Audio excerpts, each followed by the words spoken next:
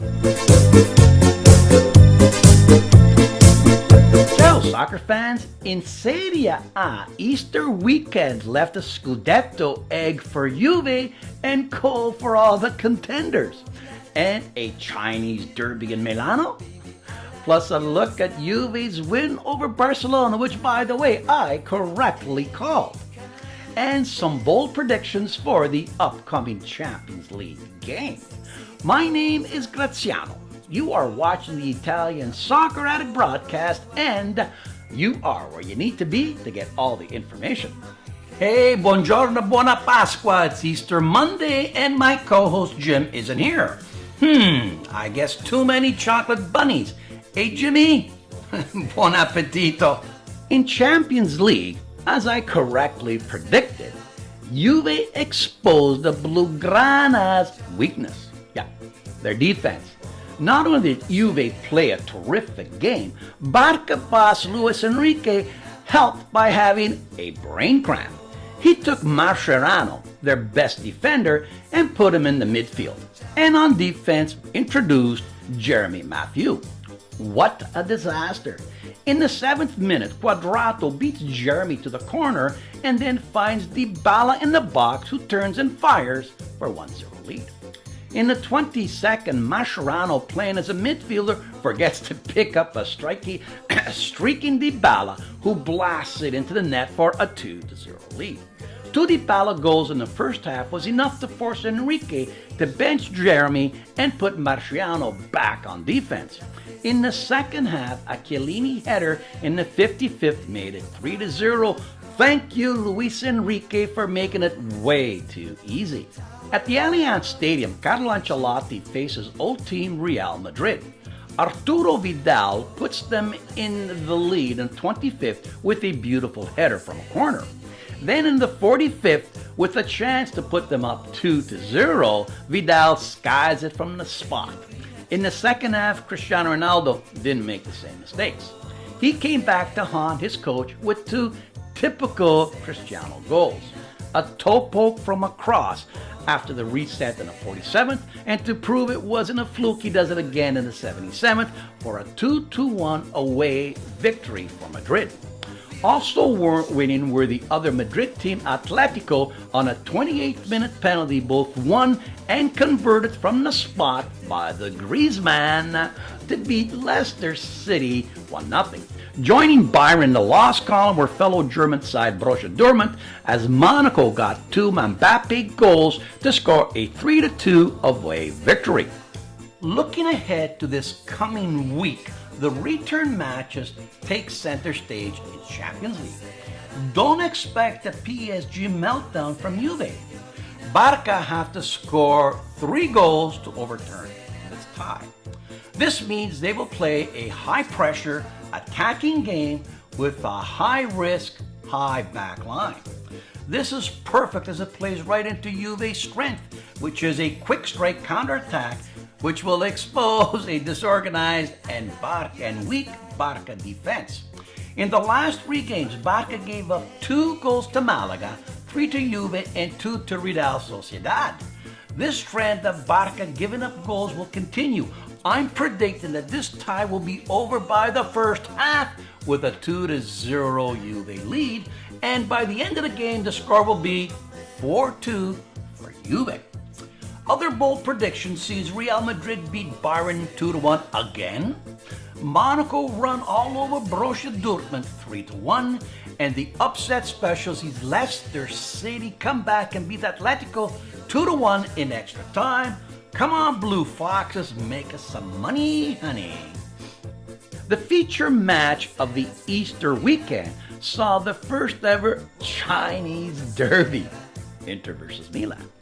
This was a 218th official match between the only Chinese-owned clubs in Italy, and they are both Milanese. To date, Inter have won 77 to Milan 75. In the first half, Milan outplayed Inter, but Inter outscored them. In the 36th, Candreva controls a Gallardini over-the-top pass and then deftly lobs it over Donnarumma. Then, just before halftime, Icardi taps in a Perisic cross. In the second half, Inter outplays Milan, but Milan outscores Inter. Is this yin and yang? A Romagnoli toe tap in the 83rd set up a fantastic finish. In the 97th, with time expired, Zapata left foots a Suso cross into the net for a 2-2 tie. FIFA needs a better way of timekeeping as this game went 3 minutes past the allotted time, which I guess just adds a new meaning to wait a Chinese minute.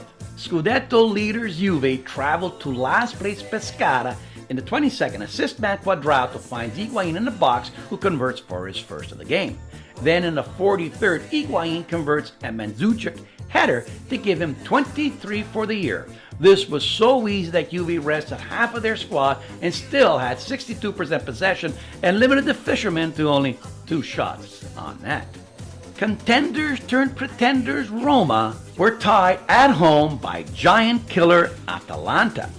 Kurtic put the Dea in front in the 22nd. In the second half, Dzeko converted a Salah pass for his league-leading 25th goal of the year. That was all Roma could muster, even though they had 70% possession and limited Atalanta to 1 shot on net. Same old for his perennial bridesmaid, as now they are 8 points back of league-leading Juve. Moving up and putting pressure on second-place Roma for direct entry into Champions League was Napoli, who got 3 second-half goals to undo Udine 3-0. Dres got the Partenopei the lead with his 21st of the year. Alan scored against his old club in the 63rd, and also getting in on the act was Callejon in the 72nd, and Napoli now sit 2 points behind second place Roma. Other scores saw Fiorentina get shocked at home when a 93rd minute penalty was converted by Pasquale, and Empoli got a 2-1 victory. Genoa, who hadn't won in the last 2 months, got a 91st minute goal from Alberto to tie Lazio 2-2. Cagliari put 4 by Chievo, in which Renaissance man Borriello got his 15th. Sassuolo beat Sampdoria 2-1 with 2 second-half goals. And finally, Palermo and Bologna put up 2-egg tie, 0-0.